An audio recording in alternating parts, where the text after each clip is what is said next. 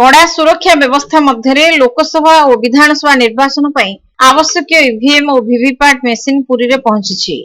पेंठगड़ा स्थित ware house रे एहाकु रखा जायछि। वेयर हाउस रु विधानसभा मंडली गुड़िक स्ट्रांग रूम को पर्यायक्रमे पठा जाउछि। पुरी सदर सत्यवादी निर्वाचन मंडली केंद्रीय विद्यालय परिसर में स्ट्रांग रूम करा जायछि। पिपिली काकटपुर निमापड़ा और ब्रह्मगिरी निर्वाचन मंडली स्ट्रांग रूम श्री जगन्नाथ संस्कृत विश्वविद्यालय परिसर एकाडेमिक सौधरे करा जायछि। एही सब ईवीएम गुड़िक जिला निर्वाचन अधिकारी प्रत्यक्ष तत्वावधान रे कड़ा सुरक्षा व्यवस्था मध्य रखा जायथिबा सूचना मिलिछि। 6 जन रिटर्निंग ऑफिसर 6टी निर्वाचन मंडली मुतयन होइथिबा बेले तांको अधीन रे 2 जन लेखाएं अतिरिक्त रिटर्निंग ऑफिसर कार्य तुलाइबे। मोटामोटी भावे निर्वाचन को शांति श्रृंखलार सहित समापन करबा पई जिला प्रशासन पक्षरु समस्त प्रकार व्यवस्था ग्रहण करा जाउछि। स्ट्रांग रूम मानकरे सीसीटीवी कैमेरा व्यवस्था करा जायथिबा बेले एम्बुलेंस और फायर अलार्म व्यवस्था खंजा जायछि। 3टी शिफ्ट रे 8 घंटा धरि पुलिस पहरा देउछंती। लोकसभा और विधानसभा पई ईवीएम और वीवीपैट मेसिन को सुरक्षित भावे रखा जायथिबा बेले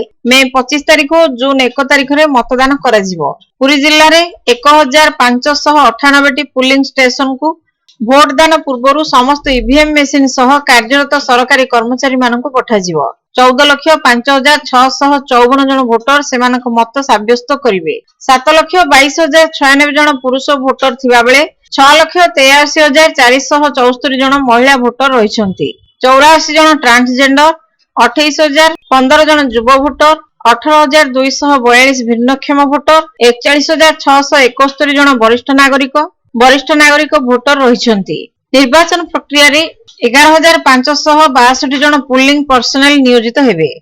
2टी लोकसभा और 6टी विधानसभा निर्वाचन पई ए भोटर माने सेमानकर मतदान करिवे।